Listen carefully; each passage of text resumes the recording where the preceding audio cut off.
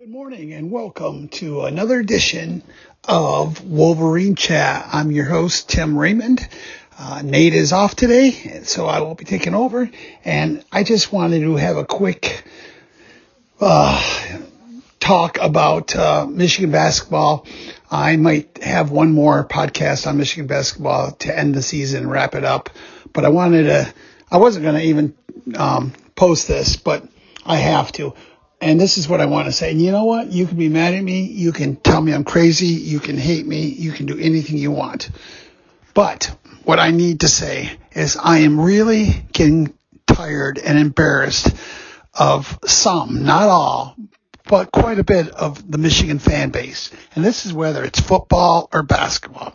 Go back to football. Of course, we know what happened in 2020 and everybody's ready to throw Jim Harbaugh away.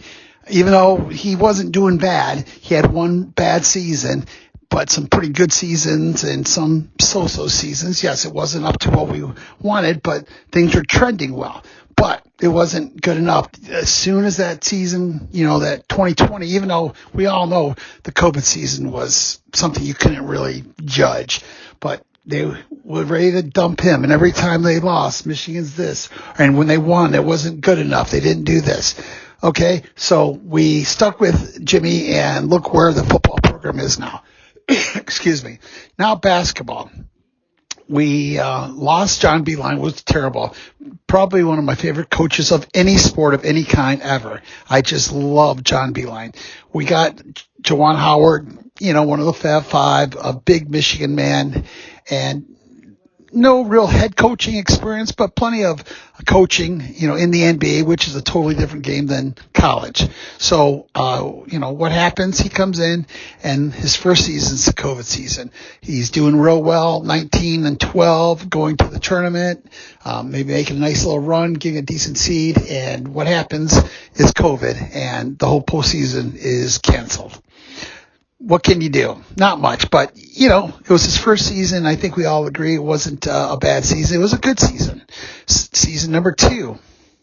Well, AP Coach of the Year, Elite 8, Big 10 regular season champions, and they lost to UCLA. And yes, that was a playing game, UCLA, and they should have beat. That's when they got cold again near the second half and lost. But overall, not much to complain about other than not making it to the Final Four, which they should have. But it was a great season, and he's trending up.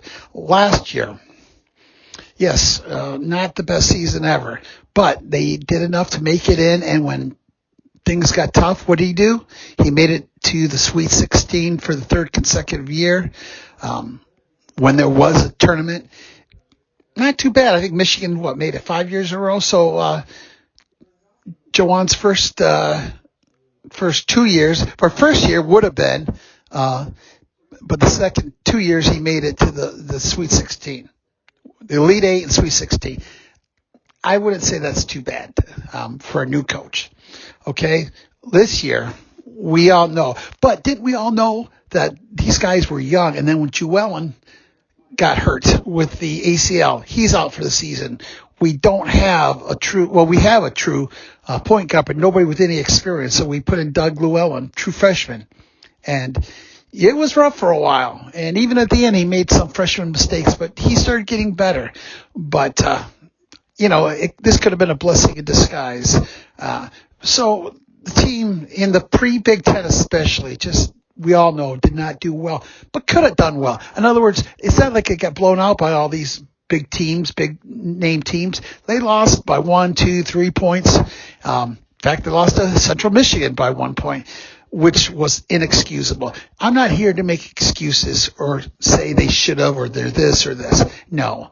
Between coaching and between the players, they needed to get this together. And they started to. Now, in February, they were 6-2. They had beaten Rutgers easily at Rutgers. They had beaten Michigan State in a big game. I mean, these guys got some wins. They beat Northwestern on the road. They beat Northwestern twice. They beat Penn State at home, lost on the road. cremated Maryland. So they've got some pretty good wins, and all this crazy quad one. I get it. I understand it, but to me, it's not nearly as important as what do they do in the Big Ten? And look at these games. How do they play? It's kind of like college football. Wins and losses matter, but if you play good to a good team, they take that into consideration. And I think they need to take this more into consideration. However, even with that, Michigan did not deserve an NCAA berth. However, I will say to the day I die, if they had beaten Rutgers in that last game, and they played Purdue close, I think we're going to make it. I think the committee wanted Michigan in it. That's why they were always right there. And they were looking for an excuse to put us in, but they just obviously could not, the way they lost. Not even if it was a close game, they had to beat Rutgers. And they didn't, so they don't deserve it. But now everybody is ready to dump on Joanne.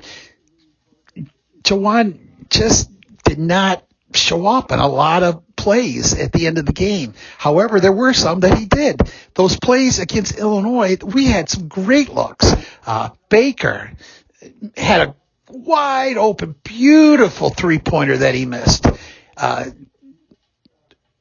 Then they had Kobe Bunkin.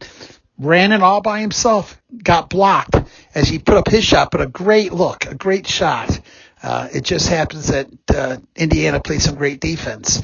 Hunter Dickinson, I believe it was in regulation against Illinois, had a little 4-foot jump hook that he makes 80% of the time, missed it. It just somehow, I don't want to say we were jinxed, but it just seems every bounce went the wrong way. Every this went the wrong. It was hard. It was hard to be a Michigan fan this year with those tough losses. But, I guess we did get that Hunter 3-point crazy tying play against Wisconsin. At the point when they did that, when they beat that, I would have bet the house that we were making it in the tournament and we were going to make a run. But they didn't. But they played those games very well on the road, and obviously they could have won. I mean, you can't say that they missed. They get the right bounce. They get this, whatever. They're going to win both those games. And they if they did, it didn't matter. They lost to Rutgers, they'd be in. But guess what? They didn't. So I get that. Here's what I'm having so many problems with. I was just on the Rutgers site, and you talk about somebody who got ripped off, somebody who did not, or who did deserve to be in the big dance, and got snubbed with Rutgers, in my opinion. Just not right. But they did it. But what their fans, they said, oh, this isn't right. This is, no, they're upset, but they're happy. They're excited. They're pulling for their team in the NIT. They want to win, which sounds crazy, doesn't it? You want your team to win? Well, Michigan, I think sometimes we think we're somebody we're not. In football, sometimes we think we're Alabama. We're a great team, a great franchise, or not a franchise, but a great, school and a great tradition, but we're not Alabama. In basketball, we're not North Carolina. Now, we're turning things around, obviously taking away maybe the last couple of years, but they're a very great basketball school, Michigan is. It's a great school to go to. But North Carolina was number one in the beginning of the season. So I don't even agree with them not accepting the tournament, but I understand it a little bit more. How does Michigan not take the invite like most of you guys want us to not take it? Do you know how many young kids we have? Do you know how many freshmen we have? Of course we're going to take it. We need to give these kids times in tournament basketball. We need to go out and win the NIT because you know why? Because that's all we can do. There's nothing else. Nothing else we can do at this point. The best thing, if you're a Michigan fan, the best thing you can hope for and pray for, we win the NIT tournament. So for you people, and I don't even want to call you fans, that sit there and say you're not going to watch 1 minute of it. We're an embarrassment to even, we should not have taken it. You're embarrassed to be a Michigan fan. You know what? Screw yourself. Don't be a fan then, because you can say what you want. You can be disappointed. You can say anything you want. But when you start saying you're not even going to watch them, I don't need to hear that. You know what? I'm going to watch them tomorrow. I'm going to watch them every game, and I hope they win it all. But you know what? First goal is to beat Toledo. I'm hearing everybody, oh, we're going to lose to Toledo. We're not ready for it. Well, maybe that'll happen. And if we do, we'll deal with it. But if they don't and they win, I'm happy. And I want to go to the next second round. And I hope I can attend the game at Chrysler. I think it'll be Thursday night if they win. I don't know for sure. My point is, say what you want, but stop with this negative crap all the time that you're embarrassed to be a Michigan fan. I'm not embarrassed. I love Michigan, and I'm so proud to have played there. Michigan means everything to me. I can't begin to tell you how much I love this team, and I will root for them and cheer for them to the very end. And if they lose, then I will say, wait till next year and let's go get them then. And I will do that every year because that's what fans do. They don't give up on their teams. They root for them. They can be honest. I'm not telling you to be honest. I'm not telling you not to criticize them when they deserve.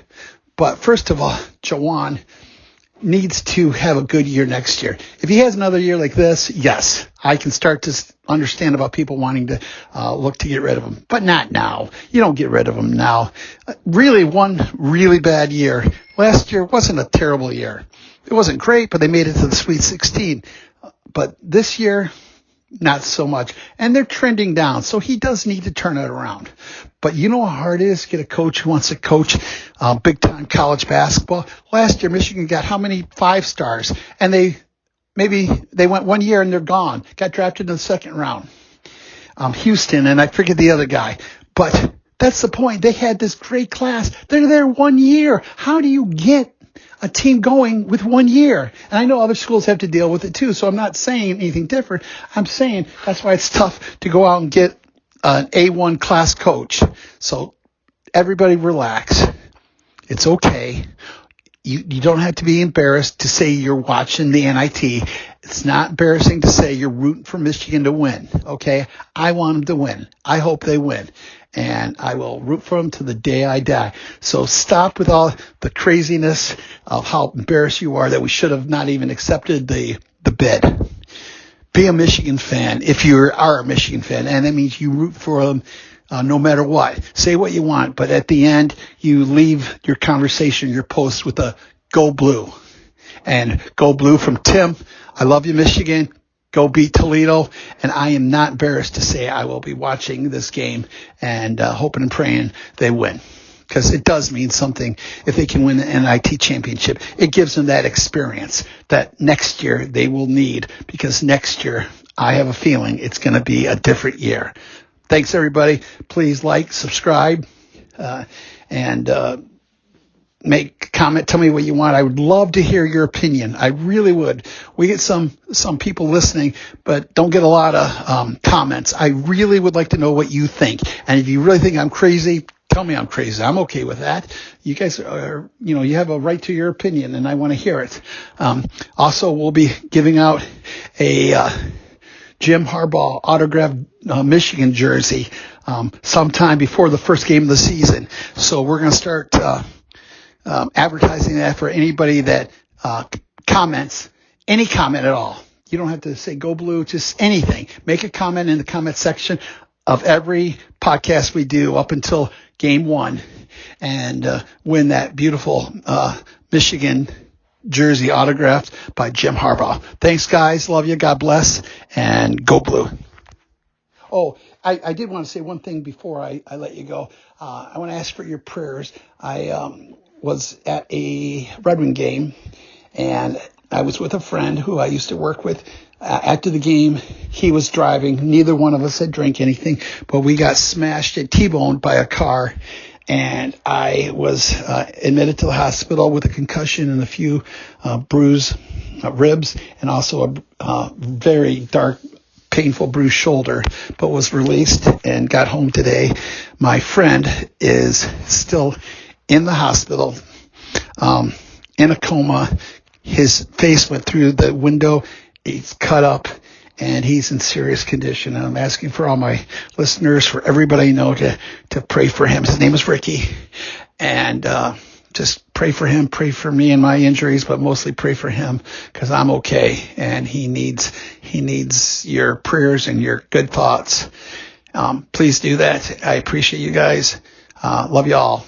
Go Blue.